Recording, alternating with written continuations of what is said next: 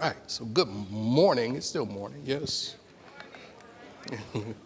Yeah. No, the temple ensemble will make you, or take you high. I won't say they'll make you high. They'll take you high.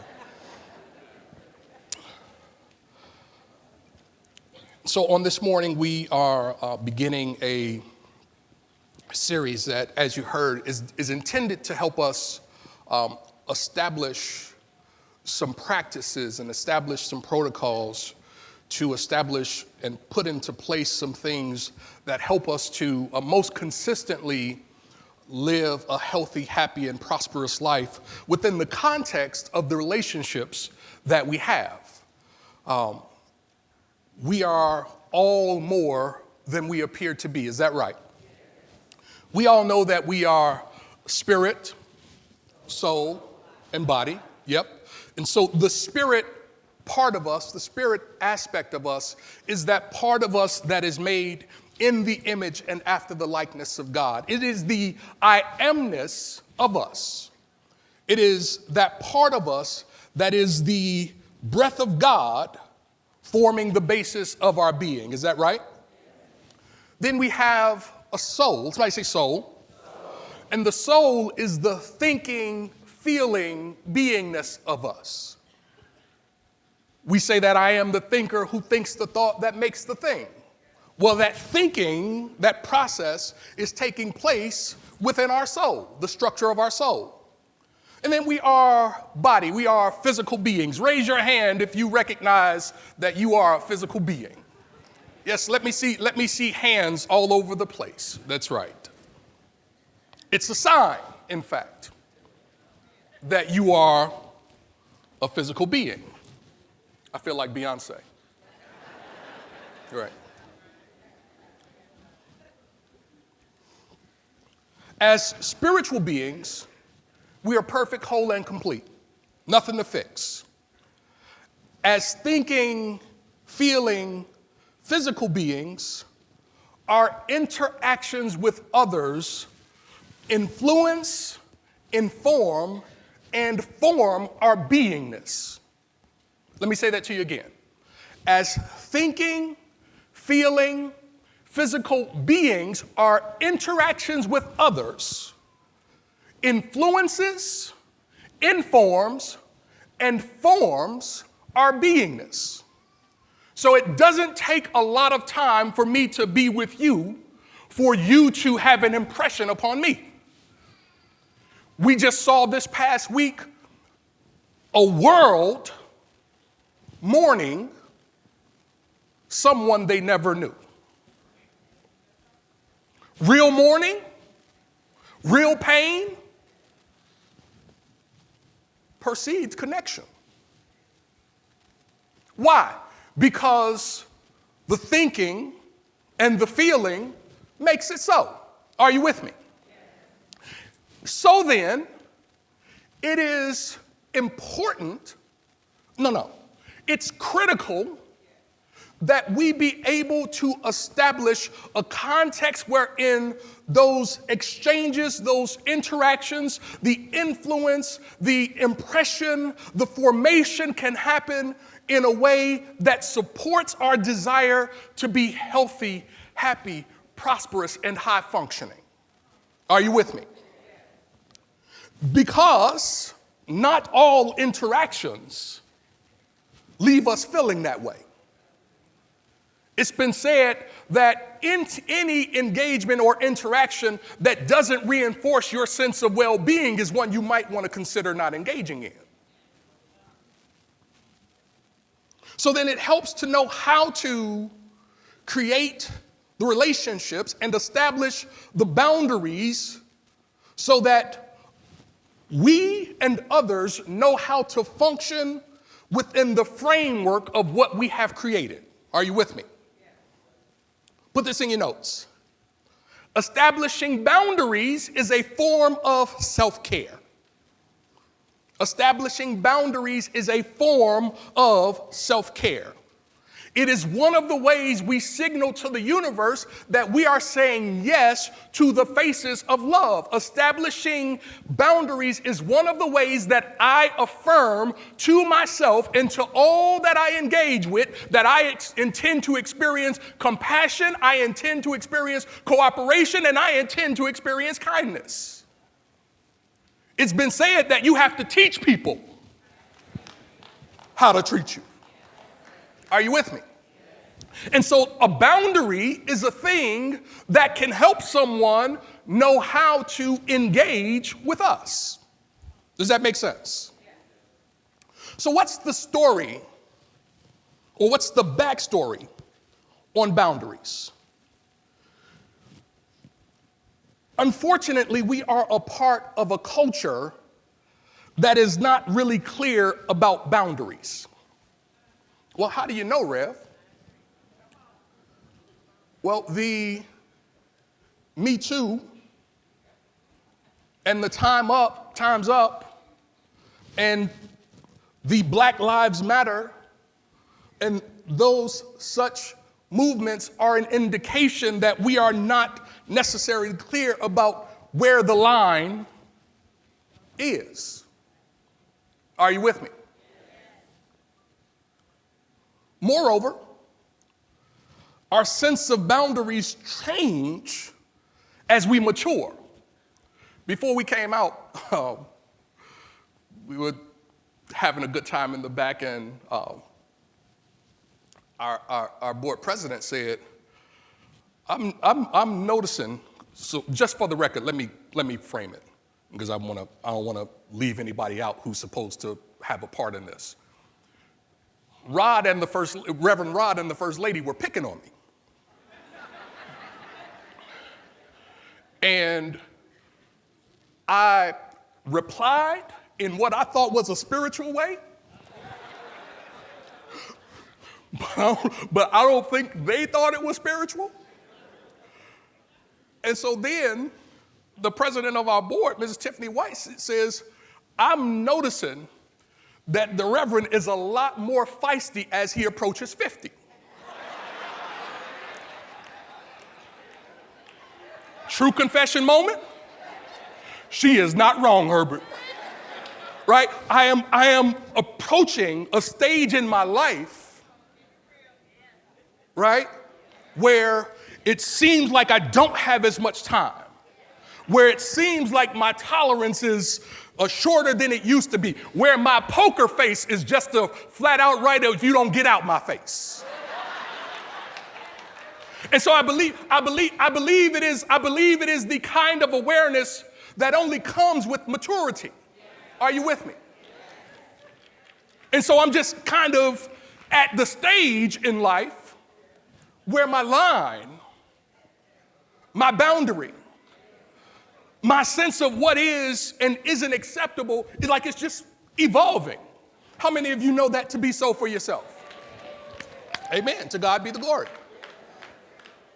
And so then a boundary can be defined, put this in your notes, as a line or point of demarcation that marks the limits of an area. See, we can have done a lot of spiritual work. We can have taken the classes.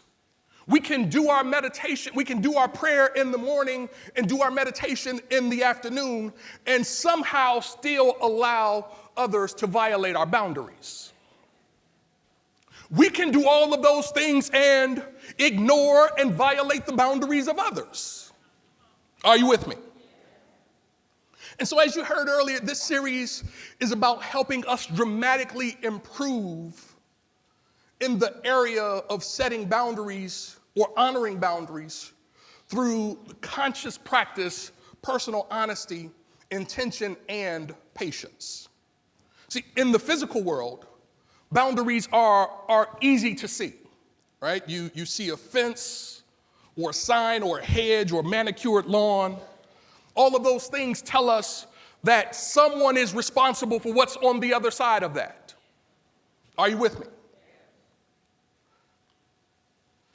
And so what boundaries also do is they help us distinguish what is our responsibility to take care of and what is not our responsibility to take care of. It's sort of a symbolic force field, as Pia Melody says.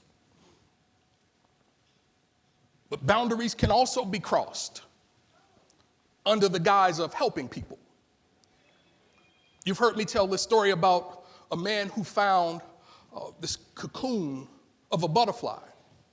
And as he watched it, he noticed that there was a small opening beginning to appear. And he watched it for a number of hours, and he saw the butterfly struggle to force its body through the hole until suddenly the butterfly stopped moving. And it appeared that the butterfly was no longer making any progress and that the butterfly was stuck. And so the man decided to help the butterfly out. He took a pair of scissors and he snipped off the remaining part of the cocoon. And the butterfly emerged from the cocoon easily, although it still had a swollen body and some shriveled up wings.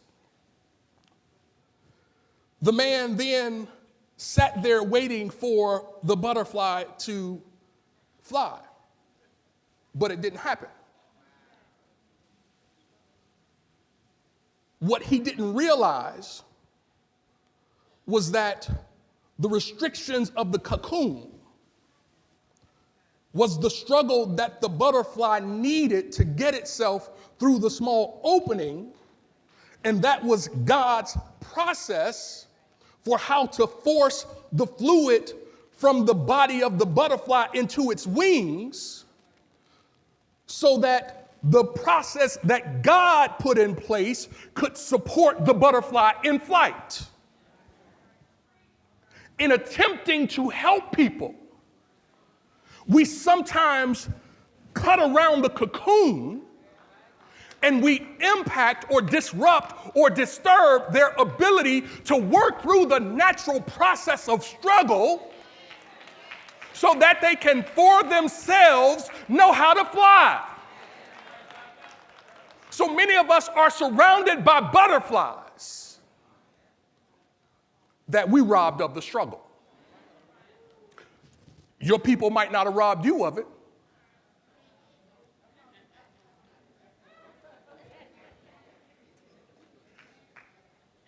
Because mama knew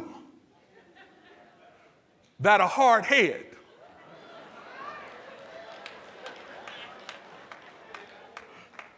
mama knew that a hot stove, daddy knew, or you knew that papa don't take no mess. And so one of the things that we have to do is that recognize that boundaries give us the ability to be emotionally attached to others, yet they allow us to give up our ability to have a sense of self that is connected to them. You are a spiritual being with a soul, with a body, and you can stand flat-footed on that awareness. Are you with me? So let me just give you some handles for how we want to approach this series. The first thing I want to encourage you to do is to define your boundaries. Put that in your notes. Define your boundaries. See, it's really difficult to honor a boundary that you don't know exists. No. That's not correct, Rev. It's difficult to honor a boundary that you won't honestly recognize exists. Let me say it that way. Don't raise your hand, but how many of you have ever had an interaction and that interaction left you feeling some kind of way? Don't raise your hand. What that feeling was indicating to us is that perhaps a line had been crossed. What that feeling is trying to say to us is that something is off within the context of this exchange. And so it's important, it's critical, it's necessary for us to be able to be honest and upfront and integrity with what our lines are, but you can't honor a line that you won't admit exists.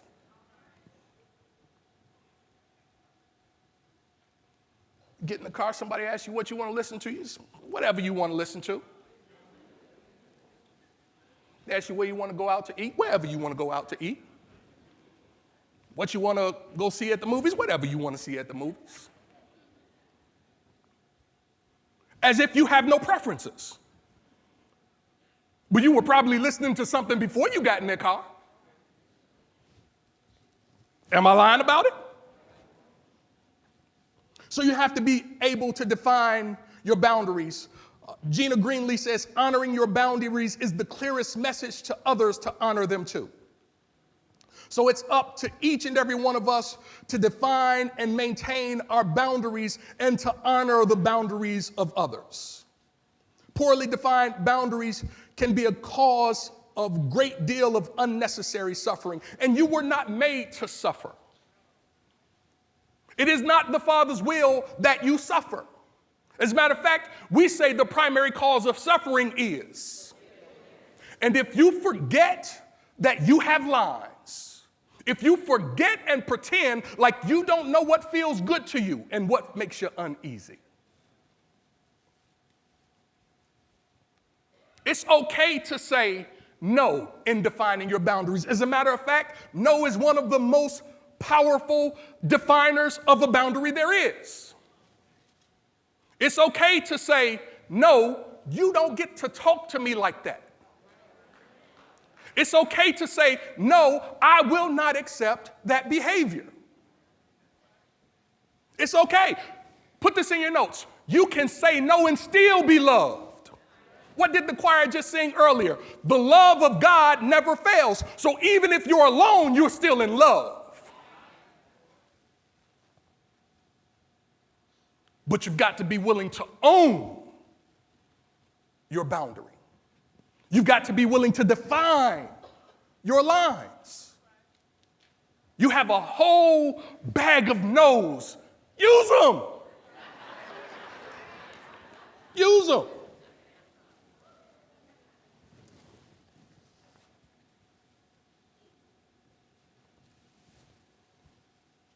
Let's practice.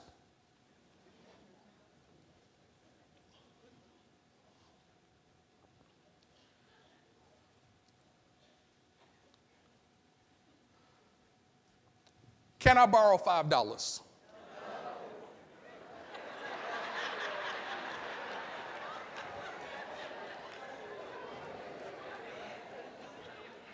Can I borrow your car? No. Can I move in with you? No.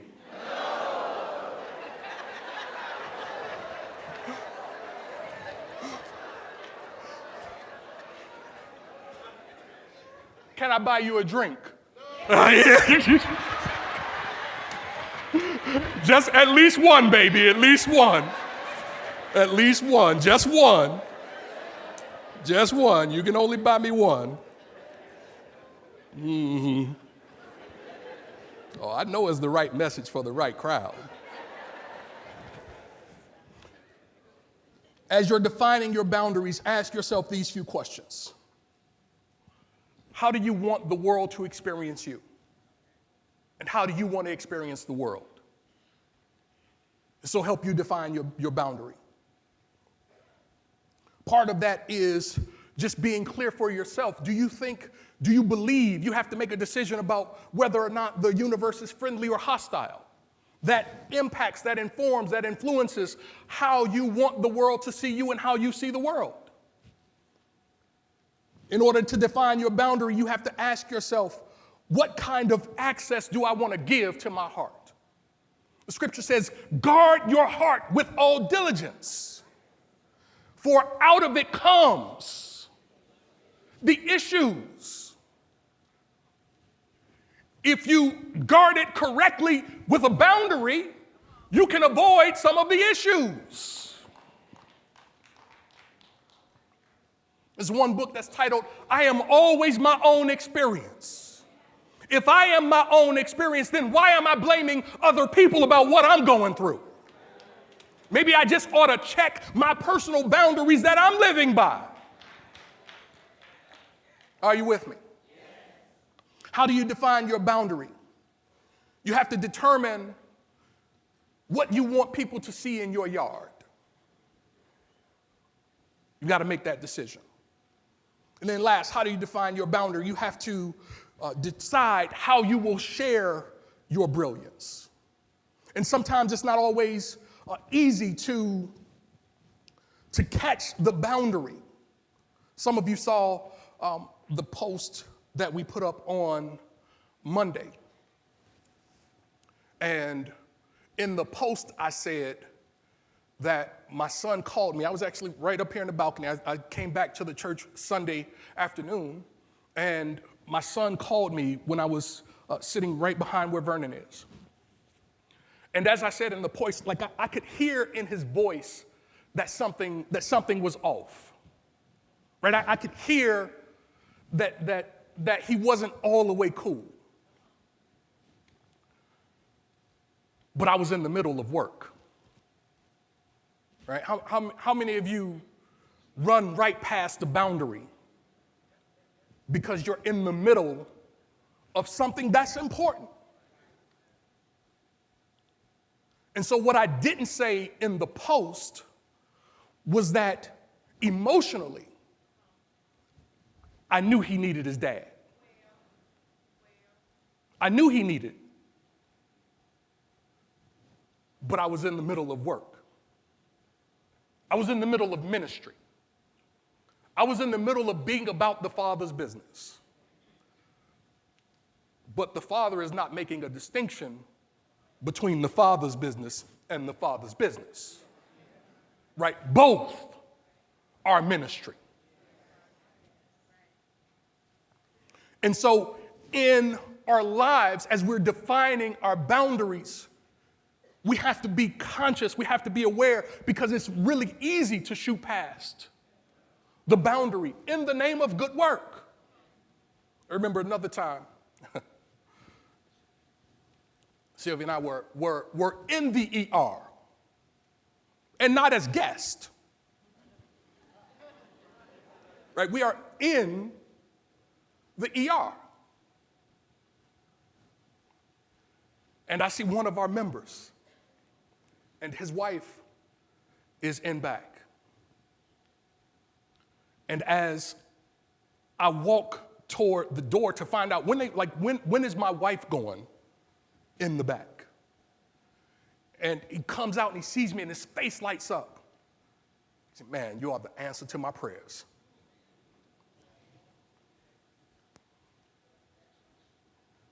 True confession moment. I'm not trying to be here for you. I'm trying to be here for my wife. He doesn't care. But he asked me, like, "What are you doing here?" Well, had something going on. First lady's here. Walked over to her, looking in the face like, "Oh yeah, you're gonna be all right. Rev, come on, can you go pray with my wife?"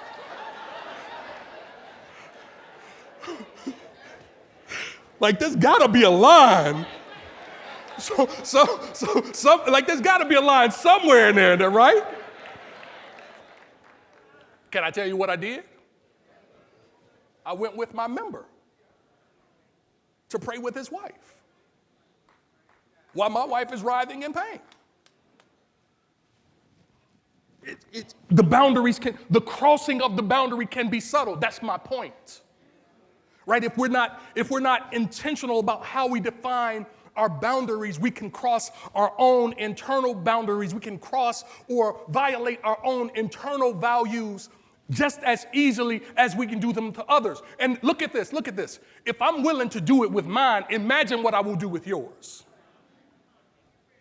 Are you with me? And so you just have to be able to define your boundaries. Use your nose. The second part of establishing your boundaries, the backstory on boundaries, is you have to get clarity on your consequences. So if the fence is the boundary, the cuts and the scratches that come from the barbed wire is the consequence. Are you with me? How many of you, by show of hands, have seen a brick wall or a brick structure? You've seen a brick wall, brick home, brick building? Seen those by show of hands? That should be most of you. If you don't live under a brick, you should have seen some sort of brick structure somewhere, right? But if you even just paid a cursory glance of attention to the brick wall, what you probably noticed is that in between each layer of the course is a layer of mortar. Not only in between the courses, but even in between the bricks on the same level, on the same course, there is a layer of mortar. It's the mortar that actually makes the brick house strong. Are you with me? Likewise, it's the consequence that makes the boundary stand up. Are you with me? See, there's a reason why, as you're speeding down the highway, you slow down when you see the sheriff. Because you know the consequence is a speeding ticket. Unless you're Reverend Fanny, then you don't slow down. She drives faster than me, y'all. Where y'all oohing? I'm just poking fun. Y'all take it too serious. Y'all play too much. Right? But there must be some consequences to our boundaries. If there are no consequences, then the boundaries will be shot past every time. If the hint of consequence is present, it impacts how we behave. So there can be a sheriff's car on the side of the road with no sheriff in it. How many of you slow down? You're in church. Because even the threat of consequence is real for us. If there is no consequence in the boundary that you set for yourself or for others, then there will be no way to honor and uphold the integrity of the boundary. If you have a sign up that says, "Beware of dog," and I walk through the yard and no dog barks, I'll probably take that path again. So there must be some consequence. There's got to be some bite. You know what I mean? In the field of psychology, they call it classical conditioning. How do you help people help you in relationship? You've got to condition them. One of the ways that the Apostle Paul said we do it is those that don't work. That's the consequence, right? Those who get poor grades don't go out on the weekend. Those who don't do their homework don't have cell phone privileges. You with me? So how do we establish and get clarity on our consequences? One of the first things we can do, put this in your notes, is don't interfere with the natural consequence. Don't interfere with the natural consequence. What does that mean? That means well, let me say it to you this way, and he might be watching, so forgive me if you're watching. I had a good friend when I was in the Navy who made the same money I made, maybe even made a little bit more. And he bought a motorcycle. I thought that motorcycle was nice. As a matter of fact, he put me on it, took me for a ride. Then when we got back, he's like, "Can you loan me some money for gas?" I'm like, wait a minute. You spent a few $1,000s on a bike that you can't put fuel in? Like, no. Like, and this is my guy. We fell out a little bit behind this. Because the natural consequence is you can't spend all your money and expect you're going to use mine. Right? Those who don't work don't eat. So there is something to be said for not saving people against the natural consequence. When we save people against the natural consequence, it upsets their learning curve. And what will keep you from doing it again? Behavior, repeat after me, behavior is consistent. Second thing you can do in order to get clarity on your consequences is determine the severity needed to recondition the behavior. What do I mean? I mean, when somebody shoots past your boundary, you want to make sure that the punishment fits the crime, right? Like you don't have to be on punishment for the whole summer because you didn't wash the car. Are you with me? Last but not least, you put some distance in between the violator of the boundary. See, sometimes you just have to remove yourself from it. Jesus did this often. Every now and again, you hear about him going apart. Why? It helps you recalibrate mentally and emotionally. It helps you realign yourself so that you can make sure that the way that you are moving is consistent with God's will for you. Are you with me? I'm going to give you this last point and then we'll close. Establishing boundaries, the backstory on it. One of the things I want to encourage you to do as you define your boundaries and as you get clear about your consequences, I want to encourage you to also just make sure you build in a gate. Because there is some stuff that folks bring to you that's good, right? So the boundary doesn't have to be a wall. You don't have to wall yourself off from your relationships. You want to have a gate so the good can come to you. Are you with me? You also want to have a gate so that the stuff you need to release can get out. Because just as somebody might cross your boundary, you want to leave some space open so that you can learn how to recondition yourself to not cross their boundaries. It's called intentional life design. Making sure that even something as subtle as the line is honored. So I want to encourage you to consider your boundaries. I want to encourage you to not ignore when the crossing of a boundary, whether it's at your hands or at the hands of someone else, when your feeling, when your emotion tells you that a line has been crossed, don't ignore that. Pay attention to it. It's trying to teach you something. And emotions that go unignored do not go away.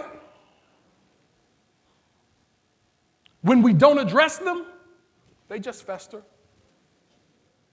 They just build up. They just become larger. So then the next time they cross the boundary, you take a head off. Like, wait a minute. All I did was come in after curfew. Well, it's all those other times that the boundary was not honored. So get clarity on your consequences and make sure that you install a gate so that the good can flow in and that which you no longer need can flow out. God bless you.